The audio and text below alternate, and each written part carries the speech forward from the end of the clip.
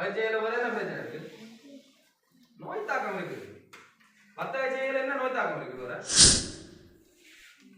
காயெல்லாம் கருகி உள்ளுக்கு ஒரு புழு இருந்து பாயிருக்கு, தெரிஞ்சு பாயிருக்கு. லூப்பர்னு சொல்றது ஓட்டை ஓட்டையா இருக்கு. காயில ஓட்டை ஓட்டையா இருக்கிறது வந்து புது நோய்ன்றதால அதை வந்து இப்ப ஆராய்ச்சியில இருந்து அனுப்பியிருக்கிறேன். கன்னட கிட்டத்தட்ட நான் நினைக்கிறேன் இங்க வேலை செய்யற எங்களோட வேலை செய்யற ஆட்கள் வந்ததுல இருந்தே அந்த பிரச்சனையை திருப்பி மீட்டிங்களை சொல்லி அதை ரிசர்ச்சுக்கு அனுப்பியிருக்கணும். எனக்கு தெரியாது. ஏன்னா வேற ஒரு காரணம் சொல்லிடும். ஒன்று வெயிலால வருது, பங்கசால வருது, அல்லது சீட்ஸோடய அந்த நோய் வருது, நீங்க வத்தாட்டின் பர்த்டேக்கே வருது, அப்படி வேற ஒரு காரணங்கள் சொல்லப்பட்டாலும் தெளிவா என்னன்னு தெரியல. ஆனால் இந்த உள்ளுக்கு காய் சின்ன காய் கருகும் உள்ளுக்கு இருந்து இந்த ஓடுற பூச்சி இருக்குதானே, அதுக்கெல்லாம் சொல்லிட்டு அடிக்கிற மருந்து இருக்கு. ஒரே அடியிலேயே கொள்றதுக்கு மருந்து இருக்கு. அது என்ன தர வரேன்னா பூசணியால வர மெலன் பிள்ளை என்று சொல்றது. மெலன் பிள்ளை எங்களுக்கு வந்து வீட்டுல நாங்க இந்த இலையான இருக்கு தானே, இலையான வந்து ஹவுஸ் பிள்ளைன்னு சொல்றோம். அது வீட்டு இலையா, ஹவுஸ் வீடு பிள்ளைன்னா இல்லையா, ஹவுஸ் பிள்ளைன்னு சொல்றோம். வீட்டுல இருக்கிறதா பூசணியில இருக்கிற வத்தகையில இருக்கிறத வந்து மெலன் பிள்ளைன்னு சொல்றோம். அது பூசணி என்று சொல்றோம். பூசணி என்ன செய்யும்? பூசணி வந்து பூவுல முட்டையை எடுத்து போயிடும். பூவுல முட்டை எடுத்து இப்படி பூ இதுக்கு நடுவில் விடத்துல வந்து முட்டை எடுத்து போயிடுது. பூ முறை மூடித்தான் பழம் பெறுது. அப்ப முட்டையை சேர்த்து பூ மூடிட்டு பழம் பெறும். பழம் பெறக்க என்ன செய்யும்? பழத்துக்குள்ள முட்டை பொறிச்சு அடுத்த லூப்பர் செமி லூப்பர் சொல்றாங்க. தெரிஞ்சு ஒரு ஆளை ஒரு புழு கொண்டு வைங்க, ஒரு புழு இருக்கு அவ்வளவு. ஆனா மற்ற புழு மாதிரி இல்ல, அது கொஞ்சம் தெரிஞ்சு ஓடும். ஜம் பண்ணி அந்த புழு சரி, அந்த லூப்பர் வந்து தெரிஞ்சு ஓடும். தெரிஞ்சோடு காய் முழுக்களையும் சேதப்படுத்தி வச்சோம். ஆனால் பூசணியை கட்டுப்படுத்திடலாம். பூசணி அது பறக்கும். ஒரு நாளைக்கு 50-100 கிலோமீட்டர் மேலே பறக்கும். இதில் இருக்கு மிஞ்ச மருந்து அடிச்சுட்டீங்கன்னா பக்கத்து வீட்டுக்காரன் தோட்டத்துக்கு போகும். அப்படி இதை எல்லாரும் சேர்ந்து ஒரே நாள் அடிக்கணும். மருந்து அடிச்சா தான் அதை கலைக்கிறது. அப்படி சாத்தியம் இல்லை. ஏன்னா 100 பேர் இருந்தால் 25 கோவக்காரன், 25 துரோகிகள், 25 பேர் தான் கொண்டா பழகிறாங்க இருக்கும். அப்ப அப்படி இருக்க எங்களுக்கு அந்த ஒற்றுமை பிரச்சனை ஒன்று இருக்குதான். எல்லா இடம் இங்க மட்டும் இல்லை, எல்லா இடம் போற வர இடம் எல்லா இடத்தையும் மனுஷன் தான் எல்லாம் எல்லாருக்கும் எமோஷன்ஸ் இருக்குதானே. அப்ப அந்த பிரச்சனை இருக்குது. அப்ப அது சாத்தியம் இல்லை. ஒற்றுமையா இருந்தால் ஒரேதான் வீடியோல கட்டுப்படுத்தலாம். ஆரம்பத்தில் இருந்த சந்திரிகா அரசாங்கங்களுக்கு முந்தைய வந்து யாயான்னு ஒரு செய்ய முடியாது. யாயான்னு சொல்றோம். அவங்களுக்கு சிங்கள நீங்க இருப்பது தெரியாது. யாயாண்டா எல்லாரும் உண்டா சேர்ந்து கலைக்கிற வீடியோ 50-100 ஏக்கர் வயல் செய்தா எல்லாரும் உண்டா மருந்து அடிப்பாங்க, உண்டா விடுவாங்க, உண்டா விடுவாங்க. ஆனா நோய் வர நான் செய்து ஒரு 10 நாளைக்கு முதல் பிறகு அவ செய்வா, ஒரு 15 நாளைக்கு பிறகு இவ செய்வா. அப்படி செய்ய எண்ணெயில இருந்து வடிவா சாப்பிடும். சாப்பிட்டு வடிவா வயிறுலாம் நிரம்பி நாங்கெல்லாம் புழுங்கி எல்லாம் தோட்டத்தை அழிச்சுட்டேன். அழிச்சா பிறகு அவரோட தோட்டத்துக்கு வரும். பிறகு அப்படியே பறவை கொண்டு போய் கொண்டு சரிதான். இந்த பூசணியை கட்டுப்படுத்துறதுக்கு ஒரு வழி இருக்கிறதா, நாங்கள் வயல்களுக்கு வந்து மஞ்சள் ஒட்டும் பொழின்னு சொல்றோம். ஒரு ஸ்டிக்கர் மாதிரி ஒன்று இருக்கு, ஒரு பேப்பர், இந்த பிரிண்ட் அடிக்கிற பேப்பர்லாம் நீங்கள் அதை ஒரு தட்டில் ஒட்டி போட்டு இழுத்து விட்டீங்கன்னா மஞ்சள் கலர்ல ஒரு எண்ணெய் படிச்ச மாதிரி அதை கொண்டு நட்டு விட்டா என்ன செய்யணும்னா மஞ்சள் கலருக்கு பெரிய 2 ஓட்டு வந்து ஒட்டையாடி தான் அப்படி ஓட்டு போடுறாரு. அப்படி பார்த்தா ஒரு 50 பூச்சி ஓட்டு போட்டுக்கிறாங்க. சரி, பிறகு என்ன செய்யறாங்கன்னா திருப்பி ஓட்டுறாங்க. அது 14 ரூபா அப்படி ஒரு ஸ்டிக்கர் பண்ணி ஒட்டி விட்டு அதை கொண்டு சரிதான். அல்லது பெரோமோன் ரெப்பன்னு சொல்றது. பெரோமோன் ரெப்பன்னா என்னன்னா ஒரு சின்ன இந்த அளவு ஒரு மருந்து குப்பிதான். அதே ஒரு போத்தல் மாதிரி ஒண்ணுங்க, எப்படி ஒரு சோடா போத்தல் மாதிரி ஒண்ணுங்க வச்சிருக்கோம். வச்சிருந்தா நம்ம அந்த சின்ன குப்பி இருக்குதாங்க, அதுல இந்த ஆம்பளை பூச்சியில இருந்து வர்ற ஓமோன் அதுக்குள்ள விட்டுருக்காங்க. விட்டா என்ன செய்வோம்னா பொம்பளை பூச்சி வந்து இடுபட்டு வரும். எங்கேயோ தூரத்துல இருந்தாலும் வரும் அந்த மனத்துக்கு வந்து என்ன செய்வோம்னா அந்த போத்தல் ஃபுல்லா அந்த தான் செய்யும். பிறகு போத்தல கொண்டு எரிச்சு விடுறது. அதாவது போத்தல் அது உள்ளே வந்து செத்துரும். பிறகு கவுட்டு கொட்டி போட்டு திருப்பி அப்ப பூசணியை அப்படி கொள்றதா அல்ல. இது எல்லாத்துக்கும் கட்டுப்படை இல்லை என்ற ஒரு பட்சத்துல ரிமோன் என்ற ஒரு மருந்து இருக்குது. ரிமோன் மத்தா சேவை கேள்விப்பட்டிருக்கிறோம். ரிமோன் என்ற ஒரு மருந்து இருக்குது. மத்த பழம் செய்யறாங்களா கேள்விப்பட்டிருக்கிறோம். ரிமோன் என்ற ஒரு மருந்து இருக்குது. ரிமோன் என்ற ஒரு மருந்து இருக்குது. அது வேற ஒரு கெமிக்கல், நெவலரோன் சொல்ற ஒரு கெமிக்கல் அதில் இருக்குது. அந்த ரிமோன் என்ற மருந்து நீங்க அடிச்சீங்கன்னா உள்ள இருக்கிற அந்த தெரிஞ்சு ஒரு புழுவெல்லாம் சாப்பிடும். சரிதான். ஈசாவது ஈ இருக்காது, அந்த முட்டையிட்ட ஈ இருக்காது. அது பூக்குல அடிச்சிருக்கணும் மருந்து இருக்கு. அந்த ஈ வந்து முட்டையிடாம இருக்கணும்னா பூக்குறதே அடிச்சிருக்கணும் ஒரு பூச்சி மருந்து இல்ல என்ற பட்சத்துல அந்த ரிமோனை வந்து அடிக்கும். பத்தாயிரம் மட்டும் இல்ல கத்தரிகளுக்கும் அடிக்கும். சரிதான். பத்தையில வர பிரதான நோய் வந்து பூசணி. அதெல்லாம் கட்டுப்படும். அதாவது நாங்கள் தண்ணியை தொடர்ந்து இறைச்சி பாவிக்கிறோம்னா என்ன நடக்கும்? தண்ணியை தொடர்ந்து இறைச்சி கொண்டு இருந்தோம்னா என்ன நடக்கும்?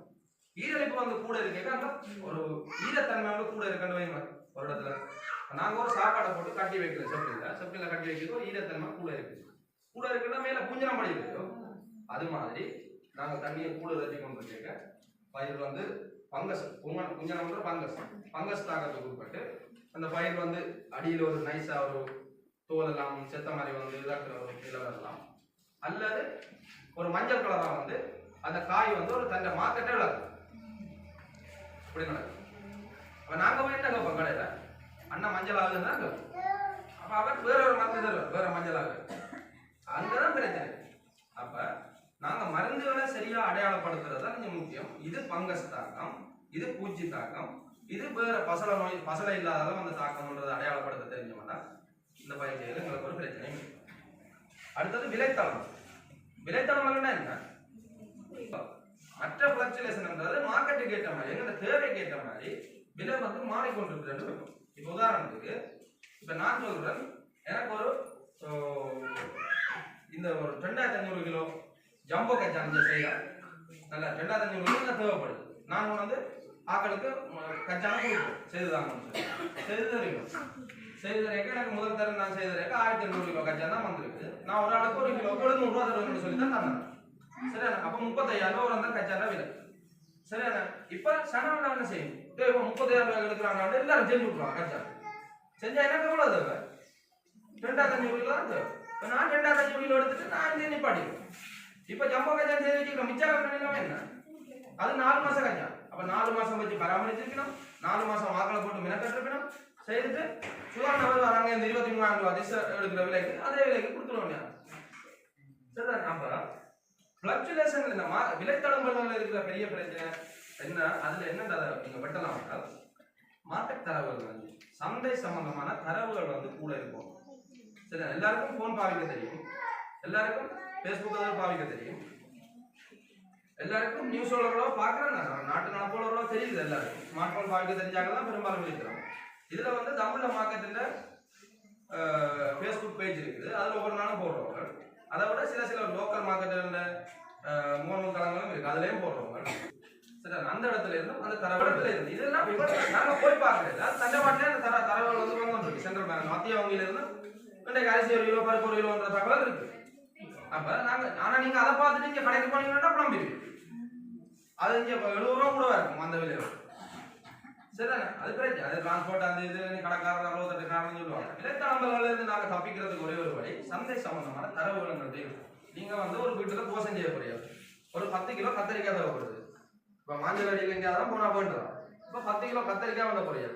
4 கடை இறங்கி பாருங்க, ஏதோ ஒரு 300 ரூபா சொல்லுவாங்க, ஒருத்தர் 280 ரூபா சொல்லுவாங்க, ஒருத்தர் 250 ரூபா சொல்லுவாங்க, ஒருத்தர் 230 ரூபா சொல்லுவாங்க, 180 ரூபா சொல்லுவாங்க இருப்பாங்க. சரிதானே? அப்ப 4 இடத்துல நாங்க தரவுகள் எடுக்க போயிருக்க எங்களுக்கு எங்க கூட போகுது எங்க குறைய போகுது. நாங்க சாமம் பண்ண போயிட்டு வளர்ந்துதான் ஒரு ஹார்ட்வேருக்கு போயிட்டு கதவை செய்ய போறோம். 4 ஹார்ட்வேர் கேட்கறோம் தானே, ஏன்டா கதவை விலை 15,000 ரூபா தானே கேட்கிறோம். கத்திரிக்காய் 350 ரூபா கேட்க மாட்டோம், கேட்கணும். ஏன்னா 20 ரூபா இருந்தாலும் அது 4 லட்சம் காசு கேட்கத்தான் பண்ணணும். அப்ப தரவுகளை நான் பார்க்கணும் கேட்டேன். இப்ப நான் செய்த உற்பத்தியை வந்து நான் கேட்க இதுக்கு மட்டும் இல்ல, விவசாயத்துக்கு மட்டும் இல்லை. நாங்க வீட்டுல இருந்து எந்த பொருள் முயற்சி செய்யறோம், உங்களுக்கு எந்த காசு வந்தாலும் அந்த தரவுகள் எங்கள்கிட்ட இருக்கும். நாங்க என்ன விலைக்கு பண்றோம் வந்து இருப்போம். ஒரு உடுப்பு பண்றோம்னா கூட ஒரே மெட்டீரியல்ல இருக்கிற துணி ஒரு கடையில ஒரு விலை, இன்னொரு கடையில ஒரு விலை, இன்னொரு கடையில ஒரு விலையா இருக்கும். ஏன்னா வேற இடங்கள்ல இருந்து பொருள் போயிருக்கு. சரிதானே? இப்ப எனக்கு நான் போனோன்னு இறங்கிட்டேன், கடைக்குள்ள போயிட்டேன், அவற்றை முகம் முடிக்க கூட அப்படியெல்லாம் பார்க்க தேவை. ஏன்னா நான் காசு கொடுத்து நான் சாமான் தான், அவ்வளவுதான் எங்களுக்குள்ள இருக்கிற ரிலேஷன்ஷிப். அதுக்கு மேல ஒன்றும் இல்லை. தேவையில்லை. அவர் நாளைக்கு என்ற மாதிரி எனக்கு ஒன்றும் செய்ய போறதும் இல்லை, அல்லது எனக்கு நான் ஆக்சிடென்ட் பண்ணா எனக்கு ரத்தம் தர போறதும் இல்லை. அதான் ஆளை கொடுப்பாங்க, அது இருக்கு. சரில்ல? அதனால நான் காசு கொடுக்கணும், அவர் சாமான் தான், அந்த ரிலேஷன்ஷிப் இருந்தா சரி. சரி, அதுக்காக சந்தை தரவுகள் வந்து எங்கள்கிட்ட சரியான அளவு இருக்கும். சரி, அடுத்த இருக்கிற எங்களுக்கு சரியான பிரச்சனை என்னன்னா, இங்க இவ்வளவு சொன்னா தானே, இவ்வளவு சொன்னதுல இருக்கிற ஒரு பிரச்சனை இருக்கு என்னன்னா, உள்ளீடு கிடைக்கல. செய்ய விருப்பம் எல்லாம் மேலும் ஒரு 5-6 பேர் சேர்ந்து சாமான் சேர்த்து அனுப்பியும் பார்க்கலாம்னு ஒரு ஆசை இருக்கு. ஆனா இதுக்கெல்லாம் செய்யறதுக்கு அங்க இருந்து பொருள் எடுக்கிறது தான் அப்படி ஒரு பிரச்சனை இருக்குது. இப்ப 21 ரூபா பேக்குன்னு சொல்றேன், 21 ரூபா பேக்குக்கு நான் அங்க போறேன், அங்க கிடக்கு. அப்படி ஒரு பிரச்சனை இருக்குதாங்க. அல்லது இப்போ திணைக்களம் வந்து குறைஞ்ச விலைக்கு மிளகாய் கொட்டை கொடுக்கணும்னு சொல்றேன், ஆட்ட போய் நான் வேண்டுறது. அப்படி ஒரு கேள்வி உங்களுக்கு வருந்தானே. சரியான உள்ளீடு கிடைக்கலன்றது எங்களுக்கு ஒரு பெரிய பிரச்சனை. சரியான உள்ளீடு வந்து நாங்க சரியான உள்ளீடு பெறணும்னா எங்களுக்கு சரியான உள்ளீடு கொக்கு தொடுவாயில கிடைக்காம இருக்கிறதுக்கு காரணம் உங்களுக்கு கடை எடுக்கிறது. கடைகள் வந்து குறைவா இருக்குது, விவசாய ரசாயனங்கள் விற்கிற கடைகள் வந்து பெருசா இருக்கு, அது குறைவா இருக்குது. பெரிய பிரச்சனை விவசாய ரசாயனங்களை நாங்கள் வேறுபடுத்தி அறிய தெரியாது. ஏன் அடைய தெரியாது? வெயில் காலத்துல பயிர் வந்து மஞ்சளா வரும். நாங்க கடையில போய் பயிர் மஞ்சளா இருக்குன்னு தான் மருந்து கேட்போம். கடைக்கார மஞ்சளா வாரத்துக்கு 6 பூச்சி அல்ல 6 காரணியால பயிர் மஞ்சளா வரும். அப்படி மஞ்சளா வரைக்க நீங்க போய் கடையில கேட்க கடைக்காரன் நீங்க மஞ்சளா வருதுன்னு பொதுவாக தான் கேட்குறாங்க. எங்களுக்கு ஏதாவது மஞ்சளா வருதுன்னு தெரியுமோ? திரிப்ஸ்ன்ற பூச்சியால வரும், ஒரு வைரஸால வரும், இலப்பேன்னு சொல்ற அந்த சிற்றுண்டி இலையை எடுத்து தட்டினீங்கன்னா ஊந்து தெரியும், கண்ணு தெரியாது, தூசு மாதிரி ஊந்து தெரியும், அப்படியானதால வரும். சில வேற எதுவும் பசல குறைபாடு, யூரியா பசல குறைஞ்சாலும் வரும், பொட்டாசியம் கூடினாலும் வரும். அமோனியா பசல போட்டீங்கன்னா சில மஞ்சள் ஆகும். அடியுரம் போடாம செய்தீங்கன்னா இல்லை கருகி மஞ்சள் ஆகும். சல்வர் குறைபாடு வந்தாலும் மஞ்சள் ஆகும். 7 காரணம் இருக்கு மஞ்சள் ஆகும். அப்ப கடைக்காரன் என்ன செய்வார்? பொதுவாக ஒரு மருந்தை தருவார் மஞ்சள் ஆகிறதுக்கு. அவருக்கு என்ன தெரியுமோ அதை தான் தருவார். அப்ப நாங்க கொண்டு வந்து அடிக்க அந்த பிரச்சனை தெரியாது. சரி, அப்ப மருந்து இடங்களுக்கு வேறு பிரிச்சு அடையாளம் காண தெரியும். இது என்னத்துக்குரியது, இது என்னத்துக்குரியது மருந்து போத்திலே எழுதியிருக்கும். அதை வாய்க்க மாட்டேன். சரி, ஒரு பிரச்சனையும் சரிதான், நல்லது. நாங்கள் வீட்டுல மருந்து போத்துல கொண்டு வந்த அப்புறம் வாசிக்க தெரியாட்டிங்க பிள்ளைகளை சொல்லி வாய்க்கு போட்டு அப்புறம் உடனே கொடுத்து மாற்றணும். சரிதானே? இப்போ 10,000 ரூபாய்க்கு ஒரு மருந்து போத்துல வேண்டி நாங்கள் அடிக்க அந்த மருந்தால அந்த பயிரில் எந்த மாற்றமும் நடக்கல என்றால் அது எந்த கணக்கில் எழுதுறது? அந்த 10,000 ரூபாய் காசையும் அந்த பயிர் தான் உழைச்சி தரணும். இல்லை நாங்கள் தான் அந்த 10,000 ரூபாய்க்கு வயலுக்கு நிற்கணும். அப்போ அந்த பிரச்சனைகளை தீர்த்து மாதிரி நாங்கள் முதலாவது தாவரத்தின் அடிப்படை தேவை அதை விடணும். எங்கள்கிட்ட அடிப்படை தேவை என்ன? எங்களுக்கு என்ன அடிப்படை தேவை? அடிப்படை தேவை என்ன? உயிர் வாழ்றதுக்கு எவ்வளவு இருந்தா காணும். சரிதானே? ஆரம்ப காலங்கள்ல உடல் உறவுகள் பெருசாக இருக்கல, சாப்பாடு இருந்தா வாழணும். உணவு உறவுகள் நாங்கள் நாகரிகம் அடைஞ்ச பிறகு கொண்டு வந்துட்டோம். 3 இருந்தா காணும், உயிர் வாழும். சரிதானே? ஆனால் இது 3 இருந்தா எங்க தேவைகள் எல்லாத்தையும் நிறைவேற்றி கொள்ள இருக்கலாம், நிறைவேற்றி கொண்டே இல்லை. எங்களுக்கு வேற ஒரு மோட்டர் பைக் வேணும், இன்னும் கொஞ்சம் மடிவான உறுப்புகள் வேணும், இன்னும் வாங்கால போகணும்னா கொஞ்சம் படிக்கணும், இன்னும் கொஞ்சம் காசு வேணும், நல்ல நிகழ்வுகளுக்கு போறதுக்கு நகை வேணும். அப்ப அப்படியான விடயங்கள் எங்களுக்கு அத்தியாவசியத்தை விட தேவைப்படுதுங்க. ஆனால் பயிரை பொறுத்தவரையில பயிருக்கு அத்தியாவசியமா அந்த முதலாவது காற்று, காவலை ரோட் சைடுன்றது நாங்கள் உள்ளுக்கு இழுத்து போட்டு வெளியே விடுற காற்று, சுவாசத்துல எங்களோட வெளி சுவாசத்துல போற காற்று, அந்த காற்றும் சூரிய ஒளியும் தண்ணியும் இருந்தா காணும். சரிதானே? தாவரத்துக்கு காணும், பயிருக்கு காணும். பயிருக்கு அதை காணலாம். பயிர் வேற தாவரம். காட்டுல இருக்கிற மரங்கள் வந்து தாவரம். அதுக்கு நாம எதுவும் பசலை கொடுக்குறோம் அல்லது நோய் மருந்து அடிக்கிறோம் அல்லது போய் பார்த்து தண்ணி ஆடுறோம் இல்லை. அது பாட்டுக்கு வளர்ந்து போகுது. ஆனா நல்லாவும் வளருது, நோய் தாக்கவும் வருது. ஆனா நாங்க வடிவா வச்சு பார்க்கிற பயிருக்கு நோய் தாக்கவும் வருது, விளைச்சலும் வருது இல்லை, பார்த்தா எவ்வளோ காய்க்கிறதும் இல்லை, பூக்குறதும் இல்லை, நோய் வருது. அப்ப அப்படியான பிரச்சனையும் வருது. சரிதான்? நாங்கள் வந்து விளைச்சலை பண்றதுக்கு, அதாவது எங்களுக்கு பொருளாதார ரீதியில இந்த பயிர்ல இருந்து ஏதாவது ஒரு நன்மை கிடைக்கும். அதுதான் பயிர் செய்யணும், காசு வேணும், அதுக்குதான் பயிர் செய்யணும். பொருளாதார ரீதியா எங்களுக்கு ஏதாவது ஒரு நன்மை கிடைக்கும் என்ற ஒரு நோக்கத்துல நாங்கள் ஒரு பயிரை செய்ய அந்த பயிருக்கு சில எக்ஸ்ட்ராவான அல்லது மேலதிகமான வளங்களை நாங்கள் கொடுக்க வேண்டியதான் இருக்கு. என்ன வளம் வந்து பாத்தீங்கன்னா சமநிலையான பசலை. சரிதானே? பசலை என்று தனியா எழுதி இருக்கலாம், ஒரு பிரச்சனையும் இல்லை. ஆனா ஏன் சமநிலையான பசலை எழுதுனா? சரி, உணவு சரி, எங்களுக்கு என்ன தேவை? சாப்பாடு தேவை, உணவு மட்டும் போட்டுட்டு போகலாம். ஏன் இந்த குடும்பநல உத்தியோகத்தையோ அல்லது ஆஸ்பத்திரிக்கு போயிட்டு சமநிலை உணவு தான் எல்லாரும் விளைவிக்கிறாங்க. நீங்க ஆஸ்பத்திரியில போய் பார்த்தீங்கன்னா உணவு எழுதிக்கிறேன், சாப்பாடு கலைக்கிற எந்த இடத்துலயும் உணவு எழுதிக்கிறாங்க, ஆஸ்பத்திரியில எழுத மாட்டாங்க. அப்படி சமநிலை உணவுன்னா என்ன? எங்களுக்கு ஒரு நாளைக்கு தேவையான எல்லா சத்தும் கிடைக்கக்கூடிய மாதிரி உணவு. ஆனா பயிருக்கு நாங்கள் சமநிலை மசாலா பாவிக்கிறோம் இல்ல, பாவிக்கிறது. சரி, நாங்களாவது சமநிலை உணவு சாப்பிடணும். ஒரு நாளைக்கு ஒரு கோப்பையை 3ஆ பிரிச்சு, 3ஆண்டா அந்த போடுற சோத்துன்ற அளவை 3ஆ பிரிச்சு, ஒரு கொஞ்சம் சோறு, பருப்பு, ஒரு இளம் மரக்கறி, ஒரு பழம், ஒரு புரத சத்துக்குரிய சாப்பாடு சாப்பிடணும். அப்படி இல்லை, அது யாராலையுமே இல்லை, எங்களாலையும் அப்படி இருக்கல. ஏன்னா நிறைய தூரம் போறோம், வேற வேலை செய்யறோம், அதையெல்லாம் கவனிக்கிற அளவுக்கு நேரம் இல்லை. ஆனால் ஹாஸ்பிட்டல்ல எல்லாம் நீங்க போய் ஏன் அப்படி கிடைக்கிறாங்கன்னா வளர்ந்தாக்களுக்கு அதை பற்றி பிரச்சனை இல்லை, குழந்தை பிள்ளை இருந்த விஷயத்திலேயாவது அந்த சமநிலை உணவை கை கொள்ளணும். ஏன்னா வளர்ற வயசுல அது தேவை என்றதுக்காக தான் நீங்கள் குழந்தை பிள்ளை சம்பந்தமான எந்த இடத்துக்கு போனாலும் ஹாஸ்பிட்டல்ல குழந்தை பிள்ளை சம்பந்தமான விஷயத்துக்கு போனாலும் சமநிலை உணவு சரிதானே? சமநிலை பசலைப்பாக வேண்டாம் அல்ல. சரிதானே? ஒரு பயிருக்கு யூரியா வந்து இவ்வளவு காணும். ஒரு பயிருக்கு ஒரு தீப்பெட்டியில தீக்குச்சி வருதானே, அந்த அந்த அளவு வடிவா காணும். ஆனா எங்களுக்கு அவ்வளவு போட விருப்பம் இல்லை. அவ்வளவு ஏன் அவ்வளவு காணும்னு சொல்றோம்னா, நாங்க அவ்வளவு பசலையை போட்டாலும் அது தன்னால எடுக்கக்கூடியதை எடுத்துக்கொண்டு மற்ற நிலத்துக்கெல்லாம் விட போகுது. அது சும்மா வீணாத்தான் போகுது. நிலத்தடி தண்ணியோட போய் அந்த யூரியா கலக்க போகுது. நிலத்துக்கு நாங்க குடிக்கிற தண்ணியோட. ஆனா எங்களுக்கு அப்படி விருப்பம் இல்லை போட. அந்த கொடுத்தா அள்ளி கொடுத்து தான் பழக்கம். அதால அள்ளி போடுறது யூரியா.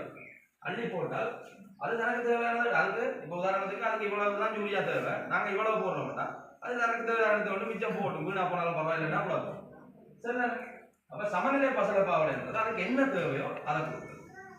அவருக்கு என்ன தேவையோ அதைத்தான் கொடுக்கும். சரிதானே? சும்மா தேவையில்லாத கொடுக்கல. என்ன லாபத்துக்கு இல்லை பைசா. அப்ப சும்மா சும்மா கொண்டே போட்டு ஒரு 16,000 ரூபாய் காசு செலவழிச்சு ஒரு உரந்தர் யூரியாவை கொண்டே போடுறோம். அதுல 25 கிலோ யூரியா 20 கிலோ தான் பயன்படுத்த போகுது. அப்ப 30 கிலோ நட்ட கணக்கு தானே. அப்ப தேவையான அடுத்த பொருத்தமான வளர்ச்சி விடும். முக்கியமான பிரச்சனை எங்களுக்கு இந்த கொக்கலா கூத்துருவாயில பொருத்தமான வளர்ச்சி விடாம இருக்கா இல்ல. ஏனென்றால் இங்க இருக்கிற பெரும்பாலும் மணால மணல் பாங்கான பிரதேசமாக இருக்கிறதால அந்த வளர்ச்சி ஊடகம் பொருத்தமானதா இல்லை. வளர்ச்சி ஊடகம் ஒன்றது எப்படி இருக்கணும்னா, ஒரு பயிருக்கு பொறிமுறையான ஆதாரத்தை வழங்குவதுடன் அந்த ஊடகத்துல இருந்து அதுக்கு சத்து கிடைக்கும். அப்படின்னா எப்படியா நம்ம இருவாட்டி மண் தான் களிமண் நெல்லுக்குதான். இருவாட்டி மண் இருவாட்டி மண் தான் இந்த பொருத்தமான வளர்ச்சி ஊடகமா இருக்கும். என்ன மாதிரி ஓட்ட போட்டுருமா?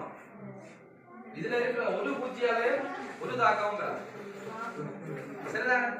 இயற்கை எதிரிகள் பயிற்சிய நிலத்துல இருந்தோண்டு அந்த பயிற்சிய நிலத்துல எங்களுக்கு நன்மதாராக்களும் இருக்கிறோம், எங்களுக்கு தீமதாராக்களும் இருக்கிறோம். சரிதானே? இவையெல்லாம் நன்மதாராக்கள். ஆனா நாங்க மருந்து அடிக்கங்க இதே சேர்த்து எல்லாம் செத்து போட்டுதான் அடிக்கிறாங்க. சரிதானே? இந்த கும்புடு பூச்சி என்ன செய்யணும்னா சின்ன சின்ன திரிப்ஸ் மாதிரியான பூச்சியில பிடிச்சி சரிதான். அந்த பூச்சி சின்ன வேற சின்ன பூச்சியில கட்டணும். இது இந்த சிலந்தி பின்ற வலையில வந்து மற்ற அந்த நக்கன பூசணி அப்படியான அகல் மாட்டு படி செத்துரும். இந்த லேடி பேர்ட் சொல்றது லேடி பேர்ட் வீட்டிலும் வந்து சின்ன சின்ன வேற புள்ளையெல்லாம் தெரியும். லேஸ்விங் வேற சின்ன சின்ன பூச்சி வளர்த்துக்கலாம். ஆனா நாங்க மருந்தடிக்க என்ன செய்வோம், எல்லாத்தையும் சேர்த்து தான் அடிக்கும். மைனா வந்துருந்தா வேற மைனா வந்துருந்தா பூச்சி பூவை தின்னுவோம் இல்ல, அதுக்கு எதிராக பூச்சியை தின்னா.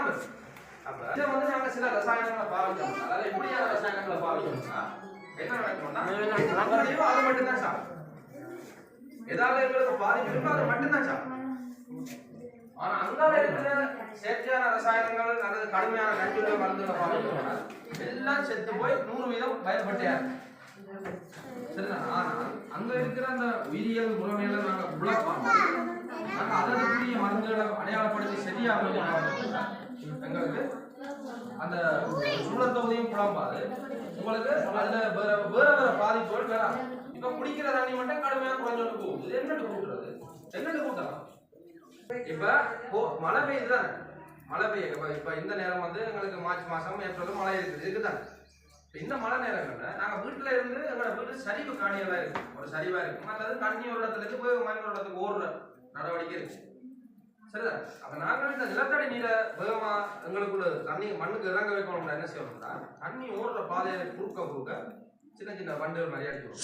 மண்ணு சின்ன குருவங்கள் தண்ணீர வேகத்தை குறைக்கணும். தண்ணீர வேகத்தை நல்லா குறைச்சி விட்ட மாட்டா என்ன செய்யணும்னா, தண்ணி வேகமா ஓடுறது குறையும். அப்ப தண்ணி ஸ்லோவா ஓடுங்க. நிலத்துக்குள்ள தண்ணி போகும். நிலத்துக்குள்ள தண்ணி எவ்வளவுக்கு போகுதோ அந்த இடத்துக்கு எங்களுக்கு குடிக்கிற. இப்ப உதாரணத்துக்கு எங்களுக்கு இலங்கை வந்து சுத்தி கடலால சூழ்ந்து இருக்கிறதால எங்களுக்கு அதுல பெருசா பிரச்சனை இல்லை. ஆனா எங்களுக்கு இங்க வந்து ஒரு 15 அடியில தண்ணி இருக்குன்னு வைங்களேன். இதுவே எங்க முள்ளியோட 100 அடி கிணறுகளும் இருக்கு. மாங்குளத்துல 150 அடி அடிச்சு தண்ணி வராத கிணறுகள் இருக்கு. அப்ப ஒரே இடத்துல ஒரே மாவட்டத்துல வேற வேற மாதிரி நிலைமைகள் இருக்கு. இதெல்லாத்தையும் விட பெரிய குளம் இருக்கிற முத்தையங்காட்டுல கூட 5 நிமிஷம் உரைச்சா தண்ணி முடிகிற கிணறுகளும் இருக்கு. சரிதானே. அப்ப பக்கத்துல இருக்கிற குளங்களோ அல்லது பக்கத்துல இருக்கிற பெரிய நீர்நிலைகளோ அந்த கிணத்துல வர தண்ணியில செல்வாக்கு செலுத்துது.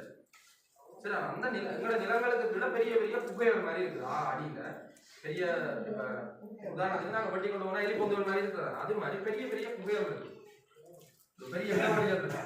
இப்ப ஆரம்பத்துல இதுக்கு முந்தின காலங்கள்ல ஏதாவது இருந்து உள்ளுக்கு இட்டு போயிருக்கா அடியில அந்த ஓட்டையில இருக்குங்க அதுக்குள்ள போய் தண்ணி நிரம்பும் சரி கடல் மட்டத்துக்கு மேலதான் நாங்கள் இருக்கோம் அப்ப அந்த கடல் மட்டத்துக்கு மேலதான் நாங்கள் குடிக்கிற தண்ணியும் இருக்குது குடிக்கிற தண்ணியை கடவுள வழி எடுத்து வந்தோடனே என்ன நடக்கும் கடுமையா அந்த இடத்த பிடிக்க எந்த தண்ணி வரும் கடல் தண்ணியா கடுமையா குடிக்கிற தண்ணியை வழி எடுத்து கொண்டு இருந்தோம்னா இப்ப இந்த குறையிற இடத்தை நிரப்புறதுக்கு ஆறு வரும் கடல் தண்ணி வருவேன் இப்ப அந்த இடத்த குறைய விடக்கூடாதுன்னா என்ன செய்வோம் இருக்கிற இங்க எல்லாம் குளம் கைவிட்ட குளங்கள் எல்லாத்தையும் திருப்பி அந்த குளங்களுக்குள்ள தண்ணியை அமர்த்தி வச்சிருக்கணும் தண்ணியை வந்து வேஸ்டா போய் கடலோட கலக்கப்படக்கூடாது ஏழுமான அளவு நிலத்துக்கு இறக்கணும் தண்ணியில வந்து ஓவரா வழி எடுக்கிறது இப்ப சில இடங்கள்ல வந்து என்ன செய்யணும்னா அது குடிச்சா எனக்கு ஒரு 500 லிட்டர் தண்ணியில குடிக்காட்டி எனக்கு சரி வரான்னு சொல்றாங்க குடிக்கிறவே அதுக்குள்ள தண்ணி இருக்குதுன்றதால அப்படி சொல்லிடு ஆனா தண்ணி இப்போ 20 லிட்டர் தண்ணி கூட ஒரு நாளைக்கு அவ்வளவுதான் பாவிக்கலாம்ன்ற நிலைமையில இருக்கிறார்கள்